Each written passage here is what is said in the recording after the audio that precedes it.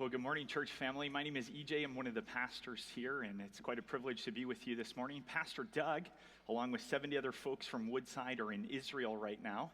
Had an opportunity to check in with them this morning, and they've spent time yesterday in Caesarea and Capernaum, and this morning, as I was watching on video, they were at what we believe is the very place where Jesus delivered the Sermon on the Mount. And I know in some time here shortly, they're going to be out on the Sea of Galilee, and just a wonderful opportunity for those who are attending.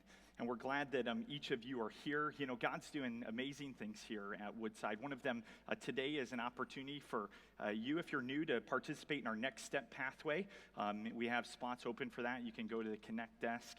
As well, I'd love to just celebrate and pause for a moment and say if you are one of the over 1,000 women who participated in our women's conference this weekend, I've heard just amazing things to the team that put that together and shepherded that across all of our campuses. Thank you. I know my wife was a part of that and loved it. What a great opportunity for our women here at Woodside to gather. Amen. Amen. You know, we've been in a series called Blueprints, and we've been looking at the law, the 10 Commandments that God gave us to be able to live in freedom and live full of love. And today we're going to handle the 8th commandment, do not steal, or thou shalt not steal. So the question I want to begin with asking this morning is, are you a thief? And I'm just going to leave it there as I head up onto the pulpit here, because for most of us, that question doesn't resonate well as I ask it, because we don't see ourselves as thieves. The thing is that I read a study from CNBC a few weeks ago that some of us may be involved in, because annually over 50 billion, with $1 billion, is taken in the marketplace every single year, either by embezzlement or stealing pens and paper. Can you believe it? 50 billion. And I was thinking about it, and I said, you know, this is one of those ones that as a pastor, when you get up and you start to talk and you ask a question, are you a thief? Most people would say, no, I'm not. But as we dive deeper into the text today, I think we're going to understand that for many of us, in some way, shape, or form, we are stealing something. So Exodus chapter 20, verse 15, the commandment is, thou shalt not steal, or you shall not steal. And I think what Jesus is indirectly asking us is this question. He's asking this. What is it that you are stealing, and from whom? What is it that you are stealing, and from whom? Because if we ask that question, this commandment becomes way more relevant and much, much more intrinsically deeper within us than answering the question, are you a thief or not? In a series of these messages, we've shared the questions and thoughts from the Heidelberg Catechism.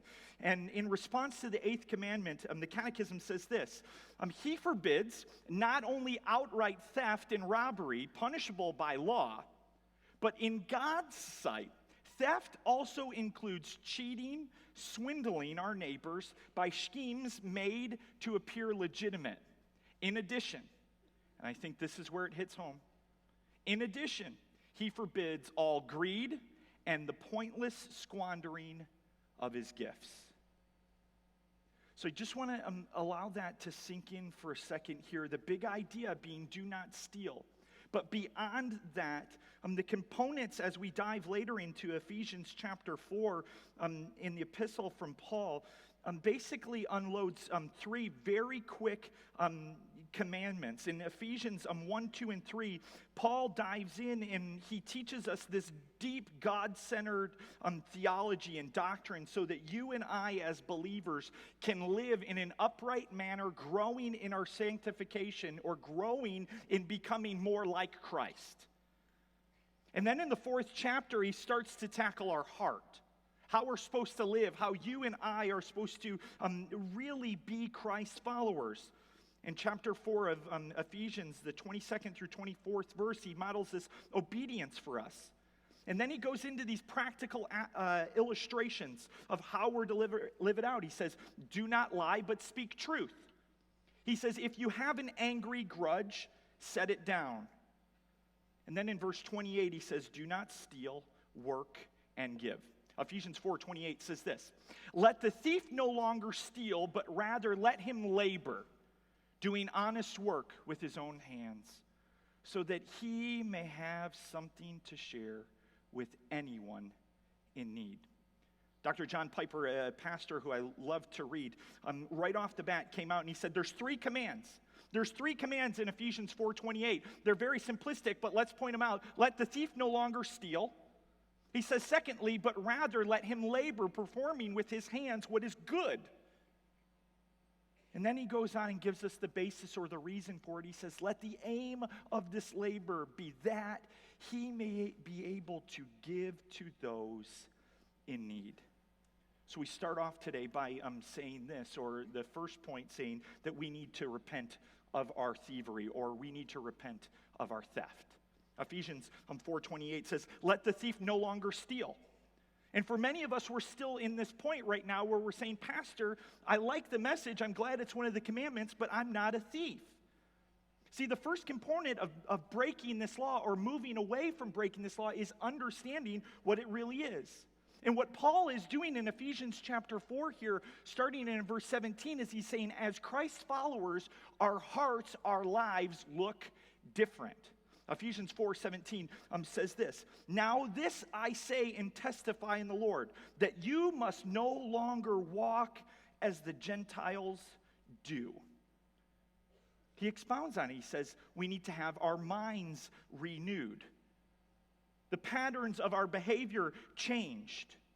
We need to put on Christ and be robed in him.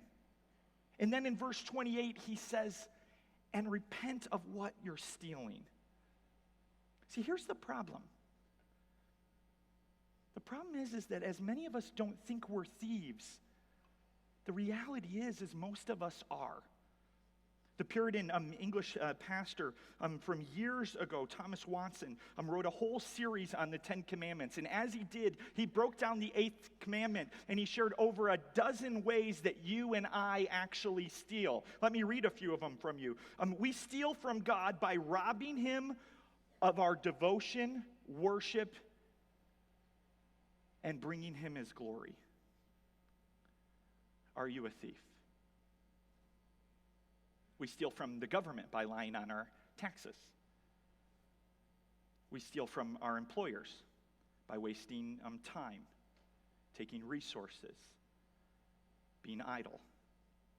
We steal from the church, not as the plate passes by, but by withholding our gifts, our abilities, our time, our talents, from making them a vital part of the church.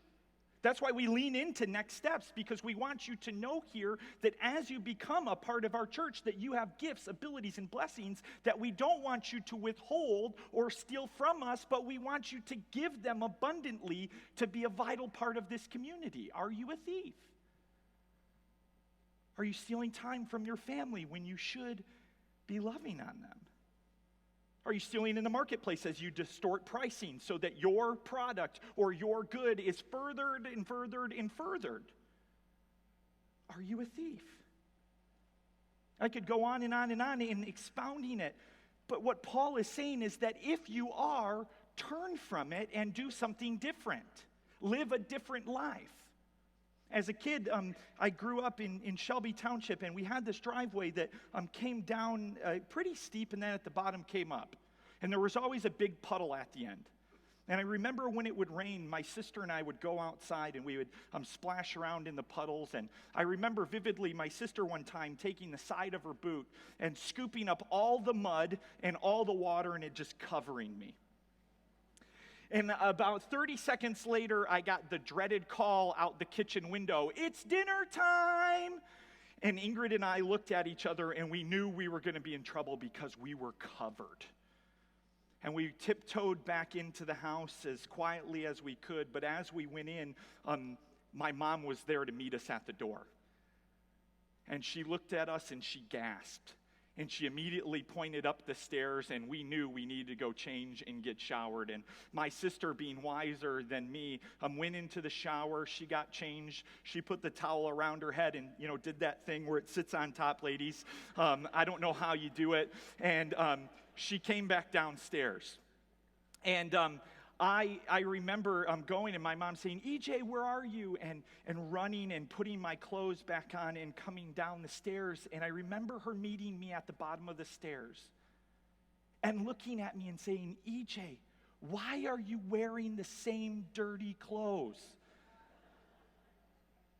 Here's the thing. This is what Paul is referencing. He's saying, if you were doing something, no longer continue to do it. If you were dirty and are now clean, don't go back and be dirty again. If you were stealing or you're stealing from something, change it. Let your mind and your heart be renewed so that you are no longer a thief. And church, this message becomes really practical for us when we start to think, where am I stealing from and whom am I stealing it from? Is it your marriage? Is it your kids? Is it your family? Is it your workplace? Is it your church? See, but Paul doesn't just leave it there as he's expounding on this. He doesn't just sit back. He says, I want to really lean in. Let me just read the question one more time for you, because he says this. The question may not be, are you stealing or have you stolen? But from where are you stealing? Paul's trying within each of us to say, as it changes and when it changes, do something different. But he says when you identify it, you have to respond to it and you have to do something about it. So we own the sin that we have there, the theft. And as we own it, Paul says, here, I'm going to show you what to do in walking in this freedom, to live out the law, to be obedient to the 8th commandment. He says this, he says, work honestly for your livelihood. That's the second thing.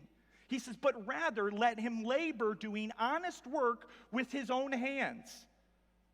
Paul comes right out and he says, the opposite of being a thief is working hard. The second component, he says, to living out this law in God's hands is to have a new mindset, and then within that, change. And how we change is we take this thievery and we replace it with hard work.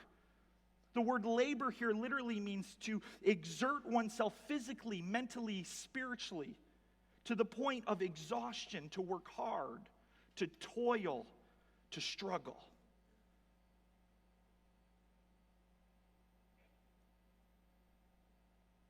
So remember all those questions that I asked. Are you laboring within them?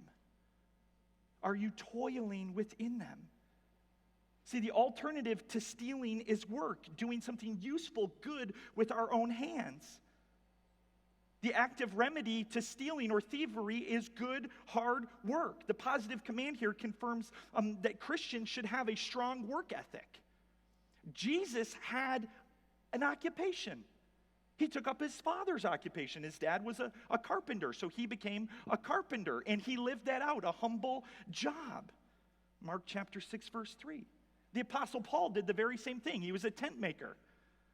He was one of the greatest of all time, not the greatest, but we know that because he served so faithfully. And if there was a town that needed to hear the gospel or needed to hear who Jesus was, he was able to go in and make a livelihood, Acts 18, 19, and 20, in order to do it. So Jesus says that each of us have a calling. We're to work to have a livelihood. Now, don't hear me wrong here. If you're not currently working and you're asking the question, so how do I respond? Let me say this. If you're retired, you worked for a long time and now you are in a season of rest and recouping, amen? There is something that you can do as your livelihood, your work, to have a huge impact on the kingdom. There are young doctors, young nurses, young electricians, young pastors, young moms, who you can come alongside of and work earnestly in. As the services go on Sunday, our audience gets younger and younger. If you are a young mom and you are currently living or fulfilling the greatest of measure, I believe, as a woman within the church, being a mom, let me say this. Your livelihood, your calling is having a huge impact. Many of you I know have degrees and have worked in the marketplace and have had a great impact. But now beyond that, the hard work that you have is multiplied. Because now you've mastered the careers of doctor and plumber and chef and chauffeur and teacher and carpenter and accountant and painter and counselor and, for my dear wife, unfortunately maid at times, researcher and mom. Amen? The question isn't about profession. It's about your toil or your labor. Maybe you're in between jobs right now and God has blessed you with a mind that can be a blessing to other people. Use it. Paul talks about this being idle. Actually, in 1 Thessalonians 5:11, he says we're to admonish the idle. Not I-D-O-L, but I-D-L-E. We're to not look at people who are idle in and with their hands and say, good job. We're actually to say, no, you need to do something. He leaned in even further in 2 Thessalonians 3, 7 through 12. He says this. He repeats it to the church. He says, for you yourselves know how you ought to imitate us, because we were not idle when we were with you, nor did we eat anyone's bread without paying for it. But with toil and labor, we worked night and day, that we might not be a burden to any of you. He goes on to say this in verse 9. It was not because we did not have that right, but to give to you and ourselves an example to imitate. For even when we were with you, we would give you this command: if any of you is not willing to work, let him not eat. And he closes by saying this: for we hear that some among you walk in idleness, not busy at work, but busy bodies. Now such persons we command and encourage in the Lord Jesus Christ to do their work quietly and to earn their own living. The serious of idleness is the direct or indirect correlation, of thievery. And when we see stealing as a sin, and we overcome it by hard work and toil and labor, and we live without breaking the law of not stealing, Paul shares with us that there is a much greater purpose. He said the purpose isn't just to sit back and be idle. He says there's a reason I want you to work hard. And that's the third thing, that we see our income as a means rather than an end. We see the wage that we earn, the hard work that we do, as a means to do something else rather than acquiring or getting more. He describes it like this in the third part of verse 28, so that he may have something to share with anyone in need. There's a purpose behind it. It's although he starts at the absolute lowest of being a thief, and he builds on hard work, and he builds even further to the noblest of causes, to be ordered to give to one another. Church, if you asked or answered the question this morning, am I a thief? And you said no, I hope that you alongside of me are rethinking that thought. Because if we're repenting of it and we're working hard, we have an opportunity to then do something with it. I love that this isn't just a question about stealing. It's actually a question about stewardship as well. So with what God has given you, what are you then doing with it? If he's given you a skill or a wealth or an ability, then what? As Paul emphasizes this, he says the Christian motive is to, yes, earn, but through the earning to be in order to give, not just of our money, but of ourselves. How are you doing that? How are you living that out? Jesus later shared just a beautiful parable about a man who was earning a ton of wealth. He was stockpiling grain. He was so excited about it that he was bragging about it. And as Jesus tells this parable, he leans into the man who said, I have so much grain, I've acquired so much that I'm building more barns and more storehouses, and I have more and more and more and more.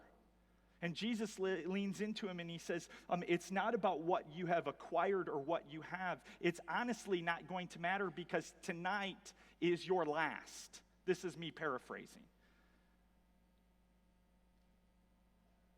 Are you in that moment where you're withholding, you're stealing, and you're not giving generously? Do you have a gift or ability within our church here that you could fulfill a need that may bless and bless and bless people? This man was so delighted and happy with himself, yet he was missing the whole point. The application here is so clear and direct as I look at the text. He says, work in order to give, be generous. If you have a job and you have an income, then we should practically be setting aside for those who desperately have a need, whether that be fiscally or spiritually. And here's the thing that I love about the Apostle Paul. As he's telling us to be generous, he doesn't put conditions around it. He doesn't say, church, that if you're going to give somebody in need, they should be having a job lined up. They should only have 2 toys under the tree. That's enough. They already have enough people serving in kids' ministry. Nativity is already fully staffed. The church doesn't need my help as an accountant. He says it doesn't have a qualification. He just says be generous. And that's why that's one of our values here at Woodside, living generously. It's not just so that there can be more people in the seats. It's so that God's kingdom can go further and further and further. So is there a place in your life that you are stealing from? Because this thought of being generous leads us to the resources that we have actually loving through the law, actually fulfilling the law. In living out the law, we see that we're called not to just merely stop our theft, but to give and give abundantly to the benefit not of our own, but to our neighbors, to the church. So when Jesus leans in through the commandments, he says, this is what you're to do. And I think about the cross. I think about Calvary.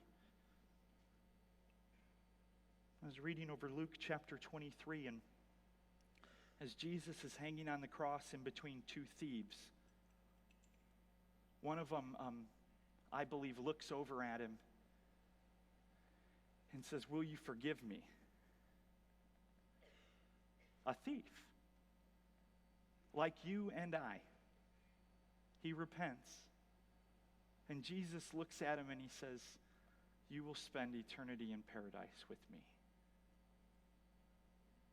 If we're stealing from somewhere, the very same words of Jesus ring true from us and for us as well. When we were spiritually poor, he was generous with his life, with his blood on the cross. That's how he was generous and was the example for you and I. And that's how we can live it out here in the church. As thieves, he calls us to repent, to work, to toil, and to be an abundant blessing to others. Let's live out the law with the love for those around us and be generous. Let's not withhold or steal from one another. Let's pray. Father, I I can't help but think the times that I've withheld or I've taken from people or places that I did not deserve. And God, for every time I skipped over the 8th commandment, in the future, may I not. May we not as a church, may we live in a way where our work, our toil is honoring to you, and through that honor, may we glorify you by being generous to meeting the needs of anyone that has them. Jesus, would you give us the opportunity today to live out this commandment in such a way that it ignites our hearts and our minds to be more like you, the King of Kings and the Lord of Lords. For it's in Jesus' name that we pray.